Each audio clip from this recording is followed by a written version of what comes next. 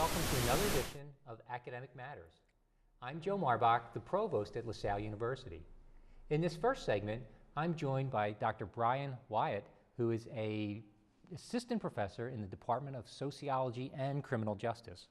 Last time I forgot the criminal justice part, and your chairman took me to task on it. We have quite a few criminal justice majors too. So Brian, welcome to the program. thank you for having me. And you, by training, are criminal justice primarily, but you do overlap in sociology? I started, my undergrad was sociology, and we didn't really have a criminal justice. You could concentrate in that, and that's what I did. And then as I went to graduate school, I found myself kind of shifting towards more criminal justice oriented kind of questions and issues, and more solidly in criminal justice now, some soc.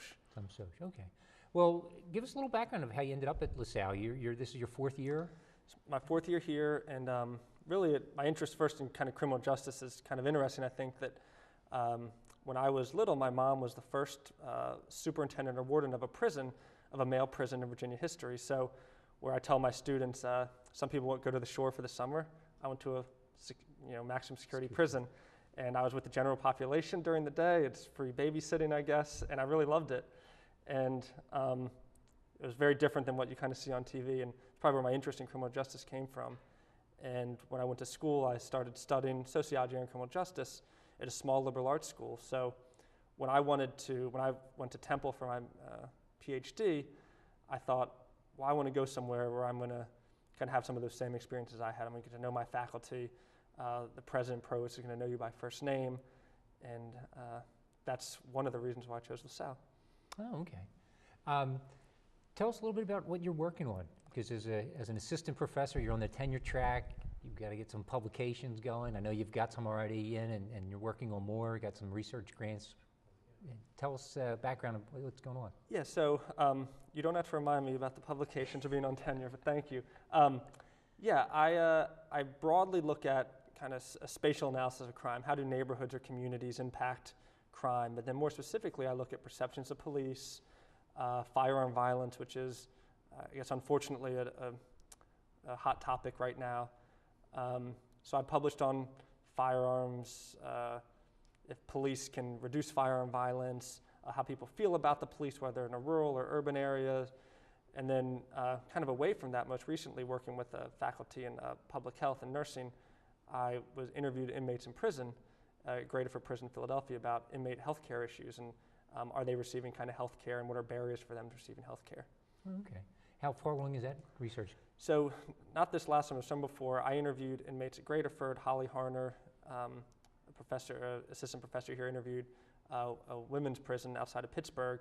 And so we've collected the data, we've analyzed it a little bit. I have one paper on it about kind of how much financial stress, but the gist of it is inmates in really all states have to pay $5 to see a doctor.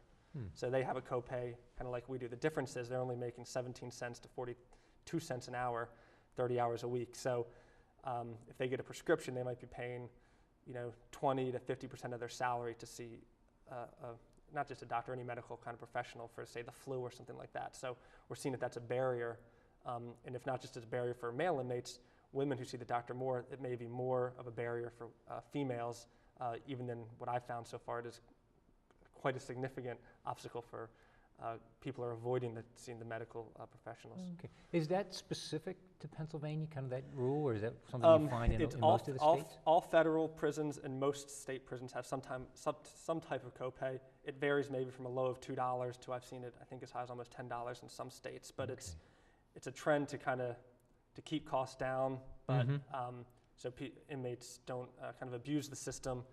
But what we're finding, what other research is suggesting, is that it's they're not going to see the doctor, and then what may happen is you're in a small confined area, the sickness is kind of spread, disease is spread, and then you end up having to pay more in the long run. Because of the infected population. Yes. So it's interesting because prisoner health was just a medical treatment just in the news.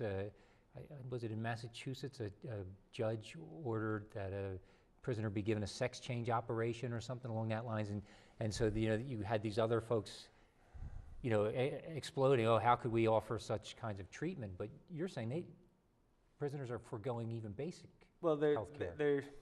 they're the only group that constitutionally has a guarantee to health care in the United States. So whether it's a sex change or someone who did a double murder and they might need a heart transplant to live, that's certainly kind of grabs the headline. I'm looking more at the kind of the more mundane things, and also the quality of care they normally get is not high. But it's a tough issue because when you have 15% of the population or more without health insurance, they're not a sympathetic group, certainly. Okay. How do you relate that to the classroom when you're teaching? Because as you pointed out, you wanted to come to a place that was small and community oriented, and certainly getting to know your students is a big part of that. Yeah, I love getting to know my students. This is my first year where I was teaching a class, and the first day I was going around the room and the student said they're a senior, and I said, oh my gosh, I had you as a freshman. I feel kind of old, but it's great to see them really grow from their freshman to senior year. And so I get to know them, and I get to have students for multiple classes, and I trying to bring into my research. So I teach an ethics class, so there could be ethical questions surrounding should inmates get health care, should they have to pay for it, what's a kind of a reasonable amount to pay. If I teach policing classes, I think students really enjoy that class, students whether they want to be police officers or just kind of interested in it. I got to ride along with police in Baltimore for about a month, so I can bring those experiences as part of a study.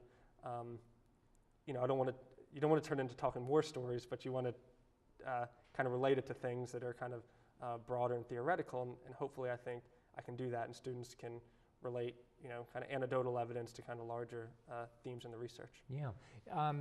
Given that we draw 25% of our students from Philadelphia, and your research on gun violence would seem really relevant in terms of those students' life. Do you find that kind of connection when are there certain topics that just set one class apart from others? Well, I think being in Philadelphia, I try to make a lot of my examples kind of Philadelphia-centric, but really so we'll talk about, say, stop and frisk. That's, that's students here, like anyone in Philadelphia is concerned about violence, but we say kind of at what cost. So I'll bring in examples from, say, Philadelphia, where there's been lawsuits about the kind of the legality and the manner the police are doing stop and frisk. But also I teach a class called Crime, Space, and Place, and what we do is we analyze crime in Philadelphia, and we see kind of spatially where it's happening and what is it about those communities that might be explaining why crime is happening in, say, at a certain kind of neighborhood, or even at a block, or even at a certain street corner as well. Sounds like you're using some of the elements of big data too when you start bringing that in, and we've heard a lot about. We're trying to. I think it's one thing I want to do better is kind of improve the students' kind of toolbox, as they say, so they're more comfortable working with big data. Next year I want to, and I've already talked to my chair about teaching a class called crime mapping. So we'll teach them to more than just put dots on a map, but make the maps that can help kind of show where, say, violence is happening or auto thefts or something like that. Teach them how to do that so they have the skill, but they also have the theoretical background to say, why are we seeing a lot of crime concentrated here but not here? Yeah. And we use Philadelphia as the kind of template. Does that translate into other practical elements? One of the hallmarks of LaSallian education is practical. Is this the kind of, what are the police doing with this kind of information? Obviously they're collecting this data. Are they using it to improve patrolling, other policies that they might implement? From what I understand, Commissioner Ramsey he's the current police chief of Philadelphia. He is open to research, and they are open to kind of evidence-based practices. And so I met a student recently who's a crime analyst now. It's a graduate of LaSalle, became a crime analyst. Bumped into him at the mall, and I was happy to see him, and said, you're going to come in and talk to my class next year when I'm doing crime mapping. But that's the kind of skill when you go in for a job like that. If you can say, I can use a geographic information system, that's what they're using, which is GIS, and I can help make these maps that say patrol, or we can test the effectiveness of a new program they're using to reduce gun violence. Okay. And it's really interesting that this is a career that didn't exist. How many years ago? 10 years ago? 5 years ago? Well, I mean, criminal justice is rather new as itself, and then you start seeing the police officer day when I got to ride around with police officers. Some of the older police officers, what they were doing, writing things out, to what the police officers are doing now is very different. And I guess just as the students, this kind of the skills that they're expected to have when they leave LaSalle are going to be very different than the skills, someone 10 years ago when they would have graduated. Yeah, well, it's great that you're preparing the students along that lines, and I know the GIS lab is high on the list for both public health and now criminal justice to make sure we get that in place, and we'll be exploring that to make sure the students are up to speed. In terms of other types of placements, where are our students going once they get through the program? Are they going into the police force, or is it these new professions? Well, one thing that I have to talk to the students when they come in, they'll say, I want to be in the FBI, CIA, and I said, that's great, I hope you get there, but they're not going to hire you right out of school, and that's whether you go to Harvard or LaSalle or community college. They're just not going to do it. And so some of them go into policing with the ideas they're going to stay there. They want to move up to state trooper, FBI, ATF. Other ones in courts, whether some go to law school, some work at parole and probation, crime analysts, some were working as a victim's advocate or training to identify sexual abuse, things like that. So really varied, but anywhere, and we say the criminal justice is the 3 C's: cops, courts, corrections. So really there's a lot of them, some do things unrelated but are still very kind of content and successful. Lots of options for the students. Absolutely. We've got less than a minute left. I don't know if there's anyone you want to say hello to out there. I understand congratulations are in order, a new father. Thank you. My daughter's very excited I'm to be on TV. So hello, Maeve, and hello, I have a 10-week-old Mills, he won't know this, but I guess nothing disappears on the internet, so he'll see this one day. He'll have to watch it on the YouTube channel for LaSalle. Yeah, so I took my daughter to the first basketball game here, and she was obsessed with the dance team and the cheerleaders, not so much the basketball, but she might be a future LaSallian. The next generation. Yes. Okay. Well, Brian, thank you. My guest has been Dr. Brian Wyatt, who is a assistant professor in the Department of Criminal Justice and Sociology. We'll give you top billing on this one. Don't tell Chip. Coming up, my guest will be Dr. Jack Downey, who is in the Department of Religion. Please stay tuned.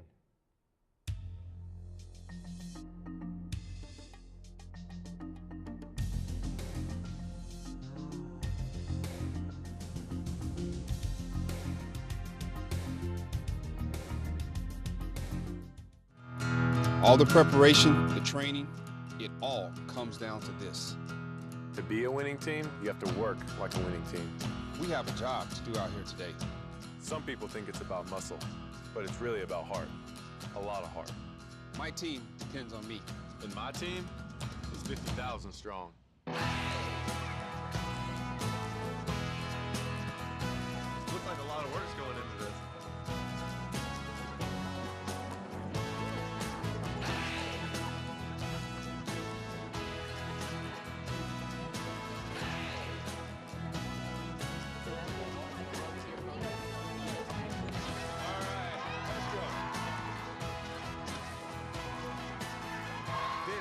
This is what it feels like to be part of a team.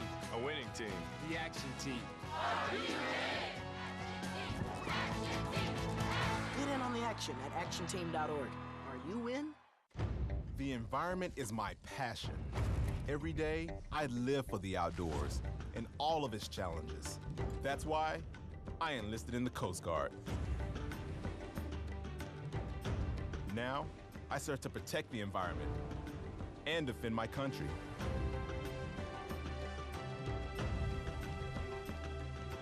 It's like I was born for this. Were you born ready for a greater challenge? Find out at GoCoastGuard.com. Training is about more than muscle. It's about inner strength. So I push myself. That's why I serve in the United States Coast Guard. I train with the best. A team that shares my drive and commitment. We collect intelligence, guard our shores against drug smugglers, and keep our waterways safe, because our nation expects more. If you expect more, maybe you were born ready. Find out at GoCoastGuard.com.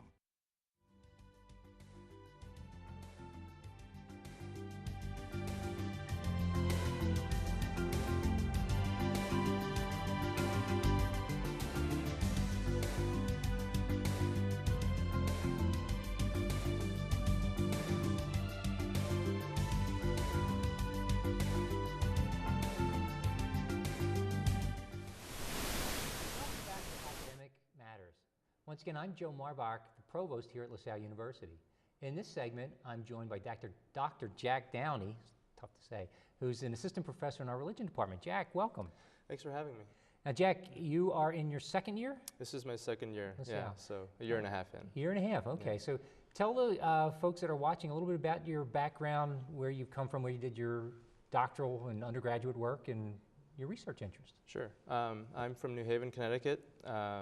I did my undergraduate at Wesleyan University in Connecticut, one of the many Wesleyans, but this was the one in central Connecticut. And then I went to Harvard Divinity School for a master's, and my PhD is in theology at Fordham University. Okay.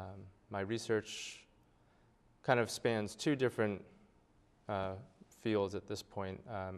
Working on American Catholic history, modern Catholic history is what my training is in, and I'm currently kind of transforming my dissertation into a book about Dorothy Day and some kind of mystical influences on the kind of progressive Catholic left in the United States during the mid-20th century.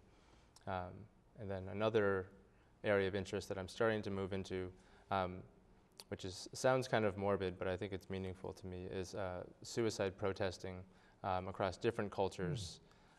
This is based in some extra kind of curricular kind of human rights activism that I'd been associated with in the last decade or so regarding Tibetans, who have now recently, in the last few years, started using self-immolation as a form of human rights protest.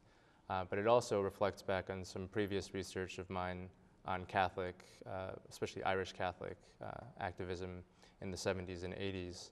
And I'm trying to draw some comparisons to see how this... Yeah, I guess with some of those cases would be IRA prisoners who would starve or go on hunger strikes and literally die. Right, so the most obvious example in the Irish instance is Bobby Sands, who died in 1980 after a few months of kind of absolute hunger striking. And while this was kind of controversial, even within the kind of radical Republican wing of the kind of Irish Catholic movement, for people who were supporters, he was kind of instantly turned into a martyr. And there's evidence in his own writings that he kind of conceived of himself as stepping into this role that has a supernatural kind of aspect to it. And in the contemporary Tibetan situation, there really isn't this kind of blueprint for martyrdom like there is in Christianity, which has the kind of life and death of Jesus Christ as this paradigmatic example of a kind of voluntary suffering and death for the benefit of all people or a certain group of people. Right. But in Tibetan communities now, you start seeing the word martyrdom being used, and in a sense, this is what I'm looking into anyway. There's a kind of sense in which there's a kind of Buddhist martyrdom that's being created in the last 3 years with these kind of new ways of trying to interpret what seem to be really self-destructive acts in a way that is creative or constructive. Yeah. Well, what's the history of it? Because these are really violent acts. Somebody's literally lighting themselves on fire. Yes. And it apparently there's a history involved. But if the motivation's not necessarily martyrdom, what motivates the Tibetans that choose self-immolation? Well, part of the problem, I think, for those of us who study this or even try to just think through how to make sense of these acts, and this includes Tibetan communities themselves, but also just Westerners. Part of the problem is that we don't really know. Making generalizations about over 100 people now who have done this without it being a kind of systematic movement is really difficult to do, especially given communication issues in Tibet and China across the board. It seems evident that some individuals think of this in terms of a kind of last resort, a way of communicating their suffering to potentially an outside world when they don't have access to what we would consider to be traditional forms of communication, access, free media, open internet access. Some of it seems to be conceived in terms of a religious kind of offering of oneself for the greater betterment of their society. or a kind of self-abnegation in a kind of mystical way. But the problem is that it's really hard to say, and we have a few of the people who have committed these acts have left communications, either in the form of written transcripts or audio. But it's hard to generalize about an entire group of people given a few incidences, because this isn't a movement that's organized in a sense. Most of these incidences happen on a kind of individual basis, and they're the only ones that we know about are because information has been smuggled, either video, cell phone footage. Right, because this often happens in China.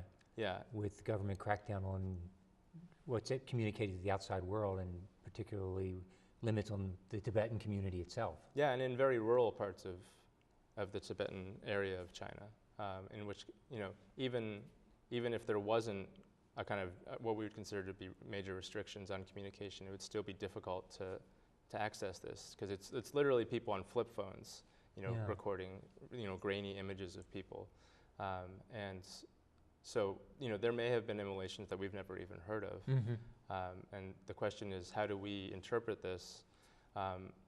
And how does the Tibetan community outside of Tibet interpret this? Okay. Let me shift gears a little bit and come back to some of your other research on modern Catholic history.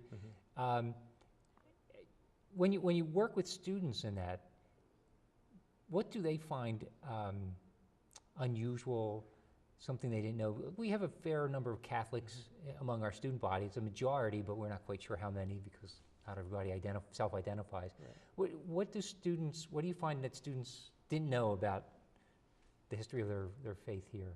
Well, I think my experience with teaching kind of modern Catholic history to our students, especially our Catholic students, has been similar to what my experience was when I started looking at it again in kind of higher education, which is, you know, how much I didn't know about the diversity and, you know, what I'm biased because this is what I do, but what I consider to be, you know, a really rich tradition outside or alongside of the tradition that I received, you know, as a young person.